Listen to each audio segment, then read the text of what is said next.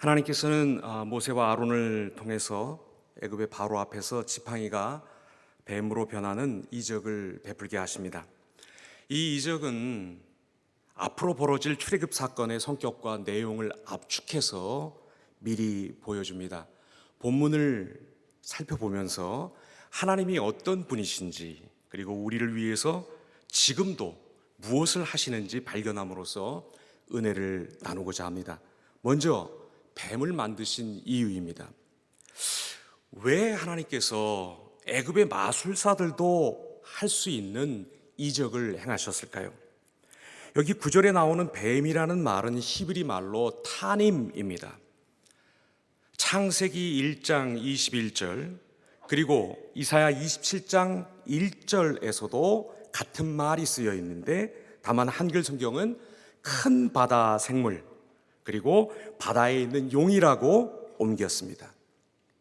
상당히 흥미로운 사실 하나를 짚고 넘어가야 할 것 같습니다. 이집트를 비롯해서 고대 근동의 창조 신화들은 하나같이 바다에서 육지로 올라와서 혼란과 어둠과 죽음을 일으키는 큰 괴물, 악한 신이 있다고 봤습니다. 이 바다의 악한 신과 창조를 주도하는 창조의 신이 맞서서 싸우는 각축장이 세상이고 바로 인생이라고 그들은 봤습니다. 지팡이가 뱀이 되는 기적은 바로 이런 배경 속에서 행해진 것입니다. 그렇다면 이 기적은 어떤 메시지를 담고 있습니까? 애굽 사람들이 신이라면서 벌벌 떠는 그 큰 바다 생물, 그게 뱀이든 악어든 고래든 용이든 그것들은 신이 아니다. 그것들은 내가 지은 피조물에 불과하다. 내가 참신이다. 내가 창조주 하나님이다. 오직 나만이 왕이다. 이런 메시지를 담고 있는 이적입니다. 이렇게 볼 때 출애굽은 이스라엘 백성들이 노예로 살면서 임금도 못 받아서 참 불쌍하니까 내가 너희를 해방해 준다는 무슨 그런 정치적인 사건이 아닙니다. 출애굽은 오직 하나님만이 참신이신데, 내가 참신인데 너희가 이 사실을 받아들이고 살겠느냐? 무거운 짐진 너희를 이제 내가 건져낼 텐데 너희는 나만 붙잡고 나를 따르겠느냐? 이것을 결정하게 하는 아주 중요한 신앙적인 사건입니다. 눈을 우리에게로 좀 돌려보겠습니다. 우리는 어떻습니까? 창조 신화 같은 것을 믿지 않으니까 우리는 오직 하나님만 섬기는 유일신론자들입니까? 맞습니다. 하지만 다시 좀 점검해 봐야 될 것들이 있습니다. 하나님만이 참신이라고 하면서도 거의 하나님의 자리에 올려놓은 우리의 마음속에 어떤 것들이 있지 않습니까? 우리가 우상 따위를 만들어서 거기에 대놓고 절을 하지는 않지만 마치 라헬이 드라빔을 깔고 앉아 있었던 것처럼 소중히 여기며 감추고 애지중지하면서 깔고 있는 것들이 혹시 있지 않습니까? 자기 사랑 어떻습니까? 부끄럽지만 저는 제 권리가 조금이라도 침해당한다고 여겨지는 일이 있으면 용수철처럼 튕겨나와서 사람을 가리지 않고 대듭니다.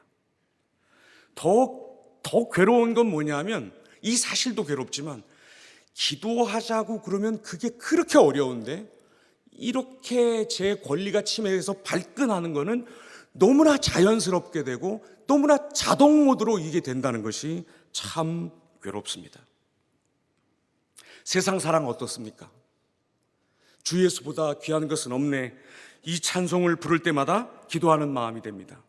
어떤 의미에서 기도하는 마음이 되냐면, 주 예수보다 귀한 것은 없네라고 찬송하고 저쪽 뒤에 가서 후렴구에 가보면 세상 자랑도 다 버리고 세상 즐거움을 다 버렸다라고 하는 거기에 가서 기도하게 됩니다.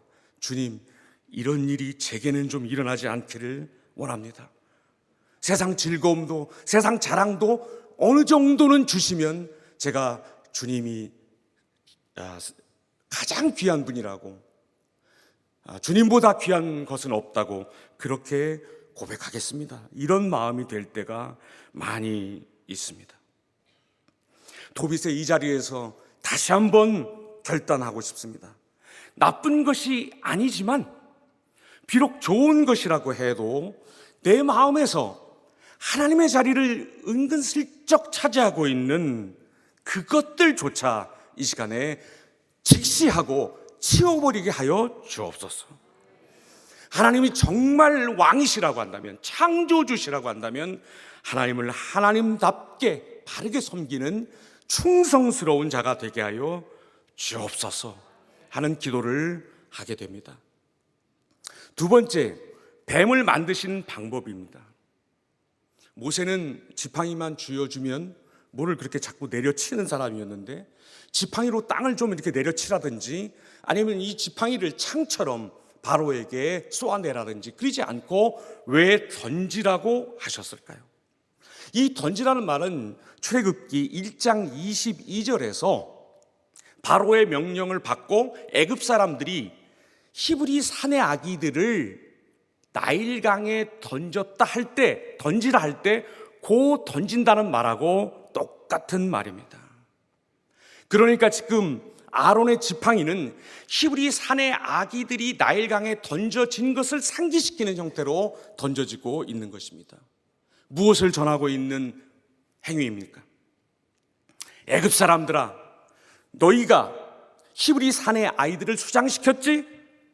내가 그걸 다 보았고 내가 이제 그것을 보응한다는 것입니다.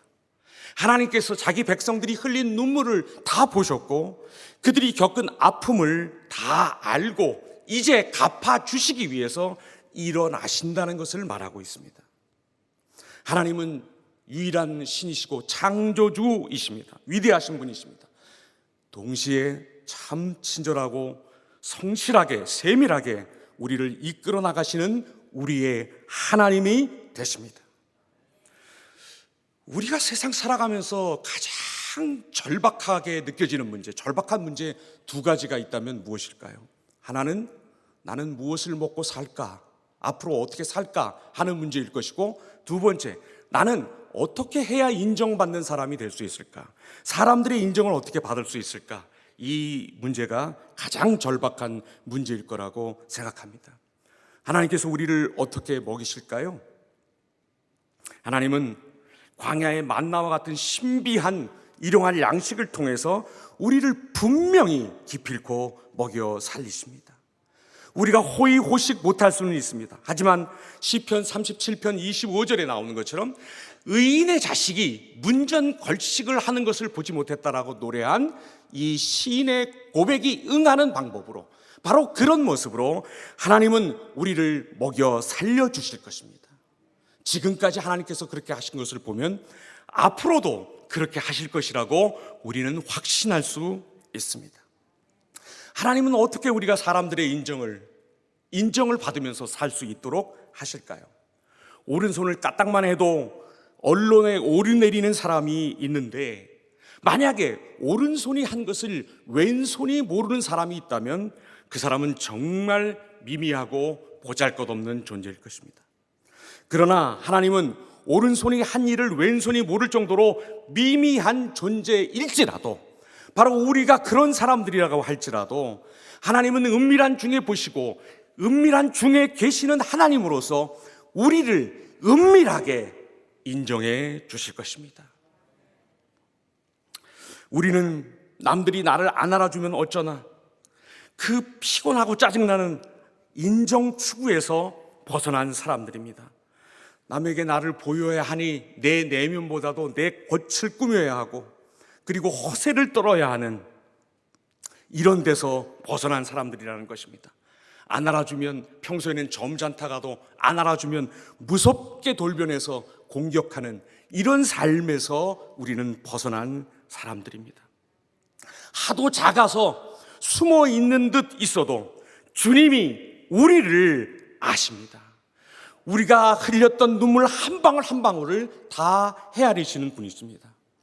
그러니 세상에 우리를 나일강에 던지는 듯한 두렵고 아픈 일들이 일어난다 할지라도 함께 우리 조금도 견뎌보시기로 결심하십시다. 세 번째로 마지막으로 뱀을 만드신 결과입니다. 지팡이가 뱀이 됐는데 바로가 놀라는 기색이 하나도 없습니다. 왜 놀라지 않을까요? 자기들도 할 수 있으니까요.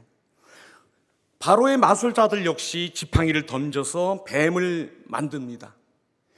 이들도 뱀을 만들었으니까 그러면 창조주입니까? 아닙니다.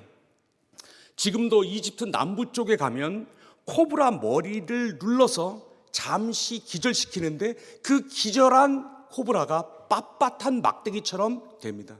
그 막대기를 땅에 던지면, 막대기처럼 된 뱀을 땅에 던지면 금방 살아나는 뱀쇼를 지금도 볼 수가 있습니다. 뱀이 된 아론의 지팡이가 바로 마술사들의 뱀들을 죄다 삼켜버렸다고 하는 것은 그들이 창조를 한 게 아니라 사기를 친 것임을 드러낸 것입니다. 놀라운 기적이 아닐 수가 없습니다. 하지만 이게 끝이 아닙니다. 하나님께서는 이제 곧 홍해 바닥이 이집트의 군병들을 전부 삼키게 하십니다. 그리고 이날 이후 다시는 애굽이 이스라엘 백성들을 포로로 잡는 일이 일어나지 않도록 하십니다. 이게 끝이 아닙니다. 누룩처럼 무서운 속도로 퍼져서 백성들로 하여금 애굽 사람이 아니지만 이스라엘 백성들 안에서 반역하는 것을 제거하기 위해서 땅이 고라와 그 도당들을 삼킨 일을 우리는 생생하게 기억하고 있습니다. 홍해 건넜다고 좋아할 것이 아니라 가나안의 안식에 들어가는 데까지 우리의 부름이 있다는 것을 기억해야 할 것입니다. 바울만큼 죽음을 마주대하며 산 사람이 있었을까요? 몸은 정말 아팠고 동족으로부터 살해 위협을 당했으며 살인적인 사역의 무게를 견뎌야 했습니다. 그러나 바울은 죽음을 조금도 두려워하지 않고 오히려 죽음의 맹공을 퍼부으면서 살았습니다. 어떻게 그럴 수 있을까요? 고린도전서 15장 54절에 보니까 예수님의 부활 생명이 죽음을 삼키는 그날이 있다고 바울은 분명히 믿었습니다. 주님은 비록 우리 생이 조그맣고 보잘것없어도 또 죽음이 입을 쫙 벌리고 위협하는 그 순간에도 도리어 죽음을 삼키는 생명의 능력을 우리로 하여금 발휘하게 하십니다. 이미 성경에 이런 예들이 많이 있지 않습니까? 죽음의 침상에서 지팡이를 붙들고 하나님께 경배했던 야곱, 남편과 아들 둘을 잃고도 며느리 룻에게 여호와 절대 신앙을 소개해 줬던 나오미, 돌보는 교회만 아니라면 개인적으로는 죽어서 주님과 함께 더 가까이 있고 싶다면서 죽음을 분리와 망각이 아니라 주님께 더 가까이 나아가는 반전 사건으로 고백한 바울. 우리도 이렇게 살 수 있습니다. 우리에게 이런 삶을 보여주시기 위해서, 살도록 하시기 위해서 하나님께서 이런 샘플들을 꺼내 놓으셨다고 믿습니다. 말씀을 마치려고 합니다. 십자가에서 뱀의 머리를 부수고 죄와 과도한 욕망에서 건져내셔서 새 사람을 창조하신, 새 사람으로 창조하신, 새롭게 하나님을 사랑하도록 뛰는 심장을 주신 예수님이 우리의 하나님이십니다. 바울은 다메섹으로 가는 길에서 예수님을 만났습니다. 왜 자기를 핍박하냐는 예수님의 말씀을 도저히 이해할 수가 없었습니다. 그가 핍박한 것은 한 줌도 안 되는 신흥 종교의 도당들이었지 예수님이 아니었기 때문입니다. 예수님은 이렇듯이 우리에게 벌어지고 있는 일이, 그 일을 마치 자신이, 그분이 당하시는 것처럼 여겨주십니다. 우리의 약함과 눈물에 완벽하게 임마누엘로 동참하고 계십니다. 그리고 정한 때에 우리를 울게 만든 그 일들 하나하나를 복원하시고 완벽하게 갚아주실 것입니다. 살만하지 않지만, 컨디션이 너무 안 좋지만, 상황이 참 나쁘지만 죽음과 그 쫄개들을 삼켜버리는 예수님의 부활 생명 때문에 순간순간 우리를 위협하는 여러 모양의 죽음의 모습조차 놀라운 간증 사건이 될 수 있도록 다시 한번 이 토비세의 자리에서 기도하며 결단하며 주님을 바라보는 우리가 되기를 원합니다. 이 감사한 고백과 진군의 발걸음, 여기서 멈추지 않고 더 재촉하여 나아가는 우리가 되기를 바랍니다. 이제 사랑의 교회 나이가 조금 좀 있습니다. 38세 이상 미혼 공동체인 기도원이 영적 생산을 어떻게 다져나가고 있는지, 어떻게 새로운 토대를 마련하고 있는지 잠깐 소개해 드리려고 합니다.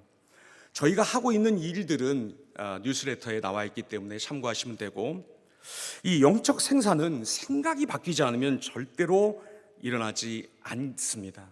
따라서 싱글, 솔로 혹은 미혼에 대해서, 이 세 가지에 대해서 사회가 바라보고 있는 어떤 사회적인 편견, 이것을 성경적으로 좀 답하는 그런 형식을 빌려서 저희가 추구하고 있는, 기도원이 추구하고 있는 새로운 토대를 소개해드리고 교회의 기도를 요청하고자 합니다. 먼저, 미혼은 풀어야 할 가장 시급한 인생 과제다. 아닙니다.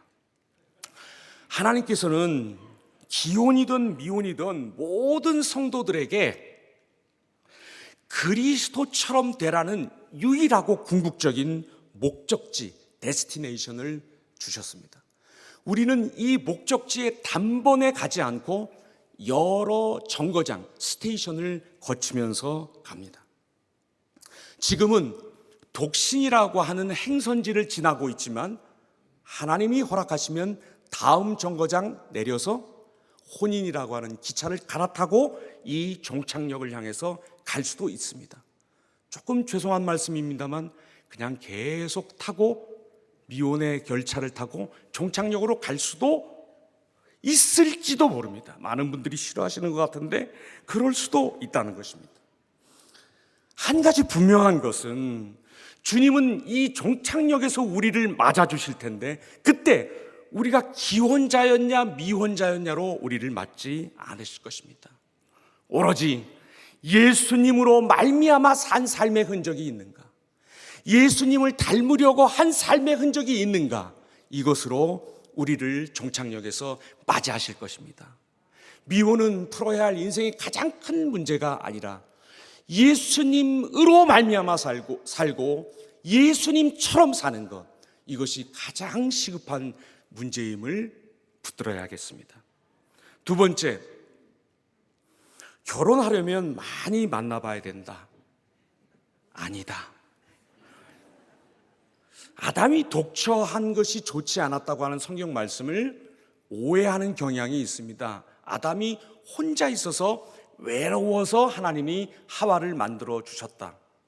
앞뒤 문맥을 보면 창세기 2장 9절에 아담에게 하나님께서 에덴 동산을 경작하고 돌보는 일을 맡기시는데 그 돌본다는 말이 레위기에 많이 나오는 제사장들이 하는 일하고 연결이 되어 있는 말입니다. 이미 에덴에서 아담은 제사장과 같은 일을 하면서 살았습니다. 그리고 그 바로 뒤에 보면 2장 19절에 많은 생물들에게 이름을 붙여주는 일을 하고 있습니다. 에덴을 경작하고 돌보는 일과 생물들에게 이름을 붙여주는 그 일들 사이에서 아담이 독처하는 것이 좋지 않다는 말씀을 하십니다. 혼자 있어서 외롭다는 뜻이 아니라 아담이 하나님께로 받은 이 사명을 감당함에 너무 벅차고 너무 영광스러우니까 이 일을 살갑게 도울 수 있는 돕는 자가 필요하다라고 하는 것이 배필입니다. 그것이 독처함이 좋지 않았다는 뜻의 기원입니다. 내 인생에서 꼭 이뤄내야 할 내 목숨보다 더 중요한 약속의 삶, 그리고 사명의 삶을 살겠다고 각오하고 자기 자리를 지키고 있으면 필요하다면 하나님께서 하와도 주시고 아담도 주십니다. 믿으십니까? 예. 미혼의 시기는 다른 어떤 시기보다도 인생의 사명을 발견하기 좋은 시기입니다. 세 번째,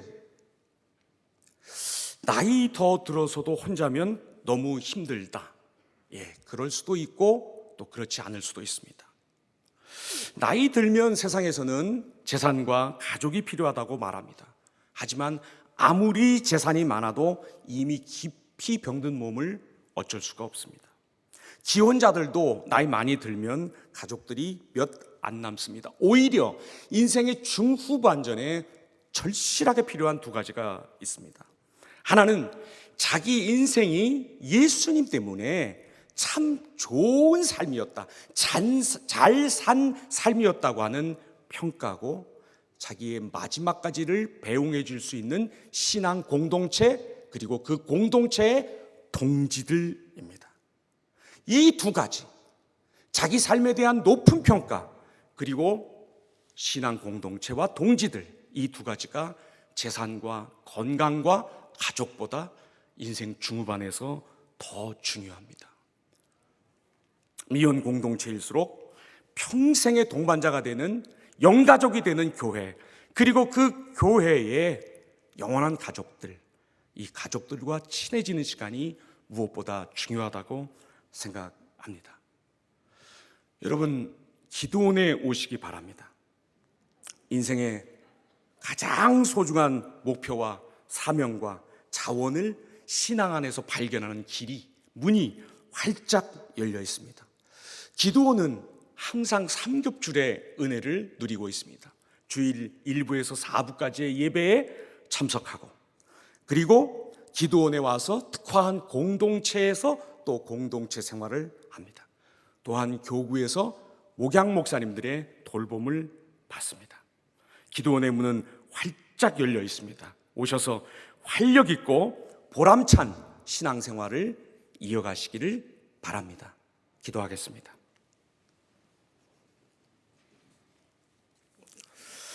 하나님만이 참 창조주이시고 참 신이십니다. 이러한 하나님답게 섬겨드릴 수 있는 저희가 되도록 하나님, 저희에게 새 힘과 새 인식과 새로운 변화를 허락하여 주시기를 원합니다. 사랑하는 미혼의 시기를 보내고 있는 많은 성도들, 이 미혼이라고 하는 것에 주눅들지 말고 이 시기를 더욱 주님과 함께 가까이 보내며 필생의 사명을 발견하여 오히려 더 보람있고 즐겁게 하여 주옵소서. 평생을 함께한 인생의 마지막 순간에 가장 중요한 영적 평가와 영적 공동체, 그리고 영적 동지들을 만드는 귀한 시간이 되게 하여 주옵소서.